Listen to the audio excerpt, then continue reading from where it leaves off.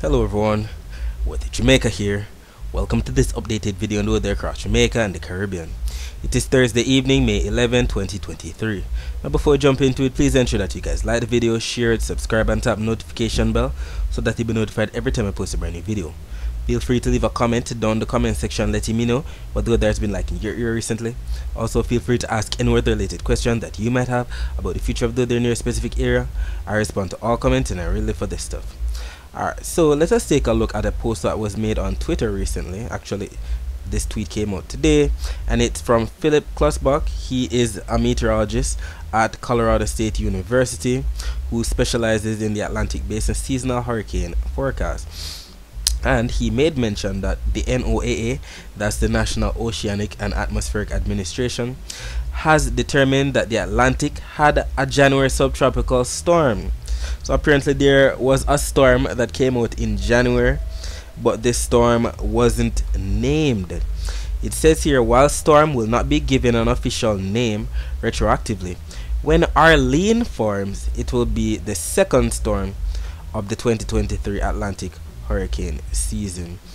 So apparently this circulation of clouds that was affecting the waters of the North Atlantic during the month of January has been designated a storm. However, it's unnamed. So they did their analysis and they made their observations and their checks, and they realized that yes, that indeed was a January storm, a rare January storm at that. However, it will be designated as the first storm of the Atlantic hurricane season for 2023, but Arlene's name, that name will be designated for whichever storm comes when the hurricane season begins, if it develops in the month of May or June. Alright, so taking a look at the surface map of the Atlantic for this evening, we can see that we have a cold front right there to the north of the Caribbean affecting portions of the Bahamas and the Turks and Caicos, not to mention a trough right there that was induced by that cold front affecting portions of eastern Cuba and portions of northern Hispaniola. Taking a look at the visible satellite images before the sun went down, we can see all of those clouds associated with that cold front and the trough to the north of the eastern Caribbean affecting portions of Cuba right now with some amount of deep afternoon convection. We can also see some low-level patches of clouds moving from east to west across portions of the northeastern Caribbean, and we can also see some high-level clouds being streaked off from west to east across portions of the southern and eastern Caribbean. As we know, those high-level clouds don't have much moisture in them. They're just being pushed off towards the east. It's usually the clouds that are moving from east to west. Those are the clouds that have the moisture in them. Alright, so taking a look at the satellite images of Jamaica for today, we can see that yes, we indeed had some 1 and 2 pop-up afternoon isolated thunderstorms, mainly across sections of some northern parishes, maybe sections of the cockpit country as well, maybe sections of Trelawney, maybe inland areas of Trelawney got in on some of that. But that's basically it for the weather across Jamaica for today. Majority of the island got in on some sunshine, and we're in the middle of a drought at this time, and we'd really appreciate some rainfall. We might get in on some of that rainfall tomorrow. Let's see. Taking a look at the temperatures for this evening, we can see that we have 26 degrees Celsius in Montego Bay, 27 degrees Celsius in Kingston, and as usual, as the night progresses, these temperatures should be getting lower. Taking a look at the temperature forecast for tomorrow, we can see that both the Euro and the GFS models are showing that Jamaica is being embedded in some slight yellows and oranges. They represent maybe 1 to 3 degrees Celsius above average temperatures. Both maps are showing 18D on Friday, which is actually 1 p.m. on Friday. And we see consensus. We know that when we have consensus or agreement on both maps, the chances of it actually happening are much higher. And what are the average temperatures for the month of May? Up to 89 degrees Fahrenheit, which is about the equivalent of 32 degrees Celsius. So if we should be receiving 1 to 3 degrees Celsius above average temperatures for tomorrow, we should be expecting anywhere from, let's say, 32 to 35 degrees Celsius at most. So try to take necessary precautions so that you're not that drastically affected by the heat tomorrow. Wear a hat, use an umbrella where necessary, and stay as hydrated as possible. Taking a look at the dry air map, we can see that Jamaica is still embedded in some amount of yellows and oranges that represent some dry air. However, the driest ear is seen on the key at the bottom. There is represented by all of those reds and the whites within those reds, and that's right there across portion of northeastern United States, not to mention to the northwest of Africa. And if we actually take a look at the Saharan dust forecast for 2 p.m. on Friday, we can see that we still have some slight hazy conditions across majority of the central and western Caribbean, majority of the greater Antilles, not to mention the eastern Caribbean. However, the driest area or the most dust associated with the Sahara Desert is right there where we have the darker shades of brown, right there to the west of Africa, not to mention across sections of Africa at this time. Taking a look at the wave forecast for tomorrow, we can still see that surrounding Jamaica we have some blues, and that is indicative of 1.5 meter wave height or less, and that's due to the fact that we'll still be receiving more of an easterly flow across the island for tomorrow. Anywhere from 10 to 20 knot winds are expected. But where do we have the least amount of winds? Where do we have those darker shades of blue that indicate 5 knot winds or less? That's right there across inland areas of central and western Jamaica, and that's usually where we have that buildup of clouds. That's where we have that afternoon convection taking shape, and the chances are high that we might get in on some of that for tomorrow. And with the upper level support coming in from the west, we can see that 18th day on Friday has both the Euro and the GFS showing that we're going to be receiving some amount of westerly wind shear across the island. So we do have somewhat of an upper level support across the island for tomorrow. So any form of afternoon convection that we might receive for tomorrow, those clouds will be blowing off towards the east, just like what we saw today across portions of Cuba right there. So across portion of Cuba they had that buildup of cloud and afternoon convection right there.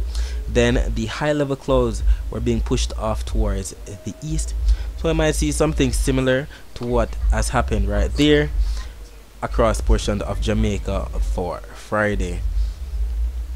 Alright, so taking a look at the rain forecast for tomorrow, we can see that both the Euro and the GFS are showing some amount of blues across the island. What time is that?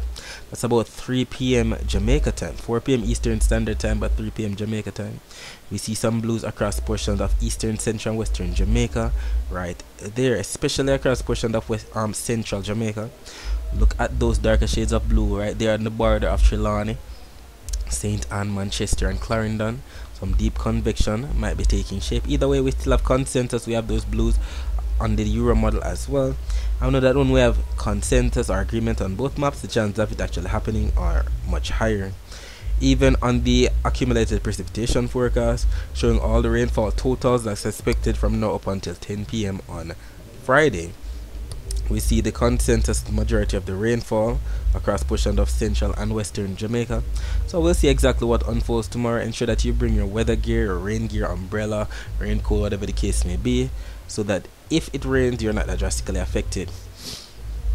And we're indeed grateful for the rainfall that we've been receiving so far in the month of May, considering that we're in our secondary rainy season. So we'll take all the rainfall that we can get to try to put a dent in this drought. Alright, so that's it for the forecast across Jamaica. Let's focus our attention on the rest of the Caribbean. So as stated, we have some amount of clouds right there across portions of the northeastern Caribbean, pushing from east to west. So some amount of isolated showers across portions of maybe Antigua, Barbuda, maybe sections of Anguilla, sections of St. Kitts, even sections of Cuba, not to mention portions of Honduras, Guatemala, maybe sections of Belize getting in on some of that rainfall. Look at all that cloud cover right there across portions of the northeastern continent of South America. So eastern Venezuela, maybe sections of Guyana, Suriname, French Guyana getting in on some rainfall as well. Taking a look at the Doppler radar images of the northeastern Caribbean to see where we actually got that rainfall. So these maps are showing from 1 p.m. today, and we did indeed see some rainfall represented by the greens, and the heavier rainfall represented by the yellows and the reds within those greens.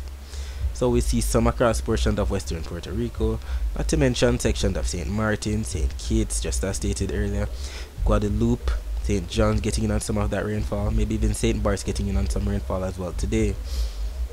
And even up to recording, we still had some amount of rainfall across those various spots, even across sections of Montserrat. Taking a look at the Barbados radar. Not much going on across Barbados right now, but to the water to the south of Barbados, we do indeed see some passing rainfall, moving from east to west. Maybe moving into section of the Grenadine Islands of St. Vincent, maybe Grenada, getting in on some rainfall later on tonight. Taking a look at the wider view of Doppler radar images, we can see that rainfall that affected portions of Cuba today, not to mention section of Guatemala, Belize, Honduras, and we can also see that rainfall across those islands that were those spots that were mentioned earlier. So Guyana, Suriname, French Guiana getting in on some of that rainfall as well.